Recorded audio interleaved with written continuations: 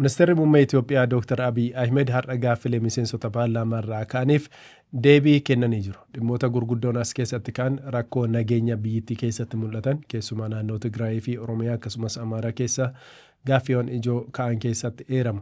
Dabalataan dhimmi dinagdee Itoophiyaas qabxiiwwan ijoo ka'an keessaati isa tokko. Barnoota, fayyaa akkasumas dhimmoota qaala'insa jireenyaa irrattis gaaffiiwwan hedduun miseensota paarlaamaarraati ka'anii jiru. Dr. Abiy Ahmed dhimmoota kanneeniif deebii yoo kennan dhimma dinagdee irraati yoo jalqabne dinagdeen Itoophiyaa bara kana parsantii 10 fi isaa ol guddachuu ibsanii jiru. Keessumaa alergii yookaan ekspoortiin Itoophiyaa bara kana kan waggoota 17 ol irraatiin akka guddate ibsanii jiru. Itoophiyaan waggoota 17 keessatti meeshaalee yookaan oomishaalee ishee alatti ergitee kan argatte waggaa kana keessa qofa milkeessines jedhanii jiru. ኢኮኖሚክ ሪፎርሙ ግን ኢትዮጵያ ሬዚሊየንት ሆና እንድትቀጥል የኢትዮጵያ እድገት እንዲረጋገጥ የማክሮ ኢኮኖሚክ ስብራቶቻችን እንዲቃኑ በከፍተኛ ደረጃ አስተዋጽኦ አድርጓል። Isaan keessaatii jalqaba irratti kan eeran bunadha. Itoophiyaan bara kana buna gara biyya alaatti erguun doolaara biiliyoona 3.3 ol akka argatte ibsanii jiru. Kun immoo isa waggaa 17 keessatti kana dura ergame ni caala jedhaniiru. Akkasumas warqee irraatii doolaara biiliyoona 5 ol akka argatte kaasanii jiru. Kun immoo kan waggoota 27 keessatti kana dura jechuudha. Itoophiyaan gara alaatti ergitee argatte ni caala jedhanii wal dorgomsiisanii kaasanii jiru. Kanaatiin alatti daldaloota adda addaa biyya keessatti gaggeeffaman seera qabsiisuurraas galiiwwan guddaan argamu kaasanii jiru. Akka waliigalaatti hojiiwwan misoomaa fi baajatawwan biyyattiin fayyadamte dabalatee liqii biyya keessaa osoo hin fudhatiin bara kana xumurree jedhan. Kana jechuun koomershaal loonii tokko osoo hin fudhatiin xumurree jirra. Kun immoo yeroo jalqabaaf seenaa biyyattii keessattis raawwate jedhanii jiru. Gara dhimmoota kaanitti haaca'e. Dr. Abiy Ahmed dhimmoota nageenyaa yoo kaasan jalqaba waa'ee naannoo Tigraay kaasanii jiru. Rakkoon nageenya naannoo Tigraay akka hammaatu kan taasise qaamolee adda addaa akka taanes ibsanii jiru. Isaan keessatti adda dureetiin kan isaan komatan TPLF akka ta'e ibsanii jiru. Isaaniin immoo qaamonni oofan yookaan itti fayyadaman qaamolee alaati jedhaniiru. Isaan keessa Eertiraa maqaa dhahanii jiru. Hooggantoota TPLFs rakkoo kana keessatti akka hirmaataa jiran ibsanii jiru. Dabalataan qaama alaatu keessa jira. Baandaawwan seenaa Itoophiyaa keessatti dhabamanii beekanii yeroo Xaaliyaan irraatii jalqabee jedhanii garuu biyya kam akka ta'e yookaan humni duuba jiru isa kam akka ta'e hin ibsine. Akkasis ta'ee garuu mariiwwan adda addaa rakkoo nageenya biyya keessaa furuudhaaf gaggeeffamaa tureera jedhanii kaasanii jiru. Hidhattoota naannoo Amaaraas ta'ee naannoo Oromiyaa keessa socho'an keessa marii gaggeeffamaa tureen gara nagaatti kanneen deebi'anis akka jiran eeranii jiru. Kanaaf immoo akka waliigalaatti immoo mariin biyyaalessaa Itoophiyaa keessatti gaggeeffamaa turuunsaa bu'aan argamsiisee fi rakkoowwan furaa tures ibsanii jiru. Dr. Abiy Ahmed marii adda addaa gaggeessuudhaaf mootummaa fi mariiwwan mootummaa mijeessee akka gaggeeffaman taasise biyyattii keessatti gara 4,000 akka ta'anis ibsanii jiru. Waltajjiiwwan 225 ta'an irratti kutaalee hawaasaa adda addaa waliin wal arguun marii akka gaggeessanis Dr. Abiy Ahmed ibsanii jiru. Waltajjiiwwan marii biyyaalessaa kunneen immoo rakkoo walitti bu'insa biyya keessaa hir'iseeraa amantaaf amantaa sabaaf saba gidduutti wantoota kanaan dura naannoo daangaatti mul'ataa turan amma hir'atee jira isa duraarraati. Garuu rakkoon nageenya ammayyuu akkuma jirutti ta'ee jedhanii kaasanii jiru. Kana wal qabsiisanii rakkoowwan haleellaa amantaa irratti dhaqqabe fakkeessuun kanneen kaasan akka jiranis ibsanii jiru. Fakkeenya immoo haleellaa Arsiitti dhiyeenya gaggeeffame illee akka fakkeenyaatti fudhatanii jiru. Haleellaa Arsiitti gaggeeffame lubbuun namoota darbee gara 11 akka ta'e Dr. Abiy Ahmed ibsanii. Isaan keessaatii 8 kan ta'an miseensota poolisii fi milishaa qaama hidhatee wajjiniitiin walitti dhukaasaa turan akka ta'es ibsanii jiru. Dhimmi kun amantaa irratti kan xiyyeeffate kan taanee fi namoota miidhaan irra dhaqqabe keessa musliimoonni akka jiranis ibsanii jiru. Isaanis uummata tiksuu yookaan harkarra qabuuf jedhanii miidhamanii malee haleellaan achitti gaggeeffame qaama hidhatee lamaan gidduutti akka ta'e ibsanii jiru malee qaama uummata nagaa irratti miti jechuun kaasanii jiru. Akkaataatti dhimmi kun ibsamee namoonni siyaasaa tokko fayyadamanii miidiyaaleen itti gabaasanis gaarii kan taanee fi bu'uura amantaa qabsiisuuf akka yaadamellee kaasanii gochaa kana balaaleffatanii jiru. Kanaan wal qabatee immoo namoonni haleellicha keessa harka qabu jedhaman namoonni 22 to'atamanii qorannoo seeraa jala akka jiranis ibsaniiru. Namoonni baay'een dhimmicha hammeessanis immoo to'annoo jala jiru jedhanii kaasanii jiru. Kanaan wal qabatee namoonni qe'ee isaanii irratti buqqaan gara 90 kan ta'an immoo qe'ee isaaniitti deebi'aniiru jedhan muummichi ministeeraa har'aa ibsa paarlamaaf kennaniin. Kanaan wal qabatee nageenya wajjiniitiin wal qabatee qaama nageenya Itoophiyaa booressuu walabummaa ishee sarbuu ofirraatti qolachuutiif humna danda'u ijaarree jirra jedhanii jiru. Waggoota 5-6 darban keessa Itoophiyaan humna waraanaa cimaa ijaarteetti jedhanii ibsanii jiru. Haa ta'u malee rakkoowwan mudatan osuma laallu obsaan bira darbuu filanneerras jedhanii muummichi ministeera. Waggoota 5-6 darban kana Itoophiyaan ni kufti jedhanii kanneen yaaddaanis ni turanii. Haa ta'u malee Itoophiyaan hin kuftu akkuma yeroo sana dubbataa ture warra kufan qabdee kaasti malee jedhanii dubbatanii jiru. Akkasumas warra kufan warra dadhaban qabdee kaastee gara badhaadhinaatti galchiti jechuun ministeerri muummee Itoophiyaa har'a ibsanii jiru.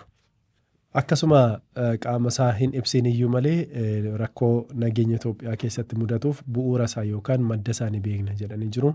Yeroo baay'ee qaama alaati kan isaan kumatanii hidhattoota biyya keessaa ajandaa kan isaanitti kennan kan hidhachiisan deeggaran qaamoleen alaa jiru jedhanii kaasanii jiru jechuudha. Addatti fi ifatti kan isaan balaaleffatan akkuma aangootti dhufaniin waliin nagaa buusanii kan turan Eertiraa wajjiniitiin erga nagaa buusanii badhaasa noobeelii nagaas argatanii deebi'anii muummichi ministeeraa Abiy Ahimad fi Isaayyaas Afeworqii wal dhabdee keessaa kan galan ni fakkaata. Hariiroon isaanii adda citee jira. Daangaa biyyoota lamaanii gidduu jiru ni banama kan jedhamallee achumatti kan dhaabbate daldalli biyyoota gidduutti gaggeeffamu jedhamee yaadameef jalqabame hin dhaabbate. Dhimmoota yeroo waraana kaaba Itoophiyaatti gaggeeffamaa ture humni waraanaa Tigraay gara mootummaa goree akka gargaaraa ture muummichi ministeeraa dubbataa turanii boodarra yeroo waliigaltee Piriitooriyaan dhimmichi dhaabbatu garuu waldhabdeen biyyoota lamaanii hammaataa deemee gara balaaleffachuutti gahee jira jechuudha. Akkasuma waliigalteen Piriitooriyaas kan jajamuu fi irraati baratamuu qabu akka ta'e erga waraanaan isaan injifannee qaama mo'atame wajjiniitiin teenyeeti kan mari'anne isaan wajjin wal maqixa teenyee waliigaltee mallatteessine jedhanis waliigaltee Piriitooriyaa TPLF mootummaan cabseera jedhee balaaleffataa tures akkasiin ibsanii jiru. Gara qaama hidhatee fi namoota siyaasaatti hoggaa deebinu ABO fi TPLF dabalatee qabsaa'ota biyyattii hundaaf kabajaa fi beekamtiitu malaafis jedhanii jiru. Fakkeenyaatiif maqaadhaanii namoonni ani waggaa 40-50 qabsaa'eera jechuun of saadan Tigraay keessa qofa osoo hin taane Oromiyaa keessas jiru jedhanii kaasanii. Fakkeenyaaf Oromoon seenaa qabsoo ABO busheessuuf yaalu tokkoyyuu hin jiru jedhanii jiru. Garuu isinittan himaa ABO'n qabsaa'eera, Oromoo dammaqseera, gurmeesseera, kun gonkumaa waan tuffatamuu fi haalamu miti kabajatu malaa fi garuu bulchiinsii fi siyaasii ammaa kan yeroo sanarraatiin adda jechuun kan isaan kaasan jechuudha. Siyaasaaf kan gurmaa'ee dhufe yoo jiraate ammoo wal tuffachuun hin barbaachisu jechuun kaasanii jiru. Qaama kamtu qaama kam akka tuffate garuu addatti hin ibsine. Tuffii yoo eegalame dhaloonni haaraanis wal tuffataa jechuun kan isaan ibsan jechuudha. Akka fakkeenyaatti namoota TPLF keessaati qabsaan jedhanii kan kaasan Taaddasee Waradaa, Tsaadqaanii fi Dabratsiyoon qabsoon isaan taasisan baay'ee walirraa hin fagaatu jedhanii jiru. Tuffatamuu hin qabanis jedhanii. Garummoo akkuma dulloomaa deemtu bu'aa deemtaa fudhatama dhabaa deemtaa kana amanuun barbaachisaadhaas jedhanii jiru. Qaamolee kanneen wajjiniitiin gar-tokkoo isaanii wajjiniitiin jechuudha wal dhabdee akka qaban ni beekama. ABO keessaati immoo ani fi Daawud Ibsaa ilaalcha tokko hin hordofnu yookaan ilaalchi keenya tokko miti. Garuu goota ta'uusaa hin haalu. Waggoota 40 darbaniif osoo addan kutiin uummata Oromoof qabsaaniiru angootummaa isaanii nan amana.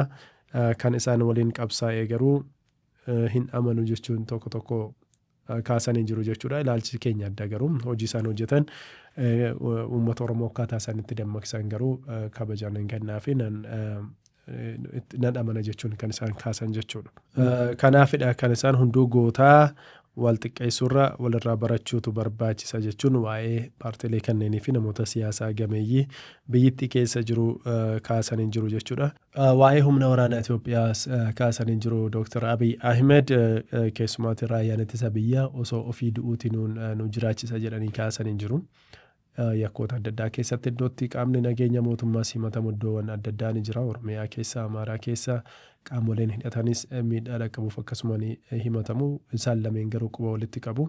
Biyya kana keessatti raayyaan ittisa biyyaatu sodaatama, balaaleffatamaa, garuu ofii du'aniiti kan isaan nuun jiraachisan yookaan nuun eegan jedhanii kaasan hin jiru. Fakkeenyaaf Gondaritti barattoota dhimmi siyaasaa ejjennoon siyaasaa isaaniin beekamne irratti boombii darbachuun akka mudatee qaama hidhateetiin jechuudha. Dhimma akkasii kunneen badinsa qofa akka ta'e kaasanii Gondar, Baardaarii fi akkasumas magaalaa Finfinnee keessatti illee boombiiwwan adda addaa to'achaa akka oolan kanas kaasanii jiru.